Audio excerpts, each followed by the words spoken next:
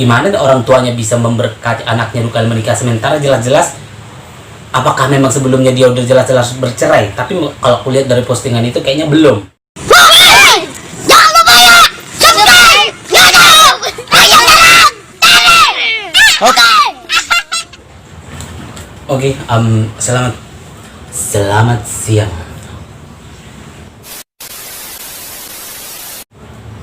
Horas, kebetulan saya barusan buka-buka Facebook. Ada postingan salah satu teman saya, kebetulan dia berteman dengan saya di Facebook, dan saya baca masalah pernikahan dia. Kebetulan teman saya yang Facebooknya adalah perempuan. Jadi dia memposting tentang rumah tangganya yang kini suaminya sudah menikah lagi. Sebenarnya di sini yang disalahkan adalah dari saya juga belum mengerti tentang pernikahan karena saya belum menikah ya. Dahulu BK Pali. Jadi gini. Sebenarnya yang di sini yang disalahkan sebenarnya orangnya atau dari pihak gerejanya. Otomatis kalau pihak dari gereja berarti pendetanya ya. Yang mau saya pertanyakan di sini adalah ketika seseorang menikah itu, apakah dia nggak tercatat di di persatuan? Kan ada tuh gereja komunitasnya, persatuan semua gereja gitu, mau gitu Katolik, Kristen, Protestan, Bethel, itu apakah memang itu nggak ada? Terus kalau seseorang itu menikah, memang itu nggak tercatat semua, memang belum ada, apa memang baru mau direncanakan? Saya juga bingung di sini. Sebelum saya udah pernah posting kayak gini juga, tapi mulai dari tahun 2018 kayaknya udah sering banget kejadian-kejadian, apalagi di kita tuh kita orang Batak ya, yang notabene kita tuh punya adat ya.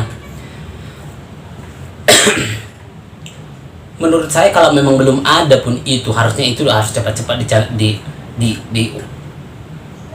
diselesaikan gitu. Jadi suatu saat kalau seseorang itu mau nikah, menikah di Bethlehem pun itu, mau nikah di Palembang, mau nikah di Pekanbaru atau di Samosir sekalipun, kalau suatu saat dia udah menikah kan otomatis dari pihak gereja atau pendeta minta dong dia datanya itu, terus diketik namanya siapa, sama kayak bikin EKTP. Kita mau kemana pun data kita kan udah valid semua. Mau kita KTP kita di Jakarta, tapi kalau kita ke Surabaya kan kita udah kedaftar semua. Harusnya kan seperti itu sebenarnya, saran saya.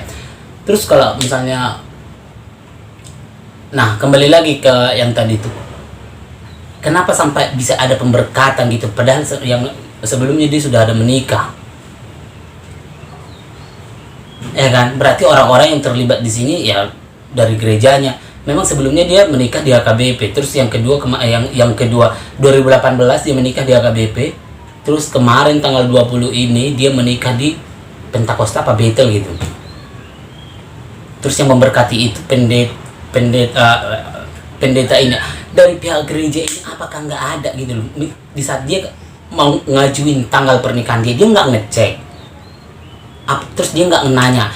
Dan yang paling besar pertanyaan saya adalah orang tua, keluarga, atau orang-orang yang udah mengetahui pernikahan dia sebelumnya,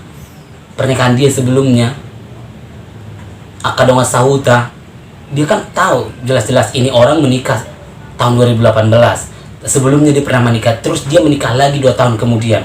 Orang-orang di kampung itu nggak bertanya, apalagi Raja Parhata.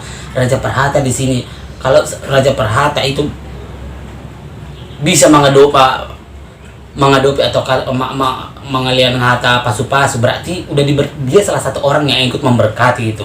Ingat, emang Raja Parhata nggak punya anak, nggak punya keturunan, tapi nggak tahu juga ya kalau Raja Parhatanya impotenon, jadi nggak ada keturunannya sama sekali. Saya sih bukan senang, cuman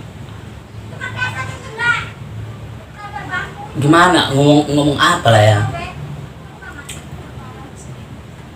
susah kalau dicerita. Sebenarnya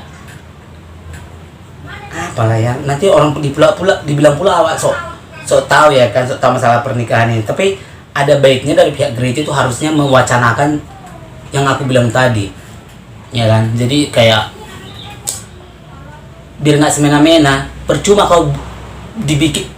Percuma kalian bikin undangan itu yang sudah dipersatukan Tuhan, tidak boleh dipisah oleh manusia. Coy, amit-amit. Berarti kayak mana? Apalagi dia, aku baca udah punya anak pula itu loh.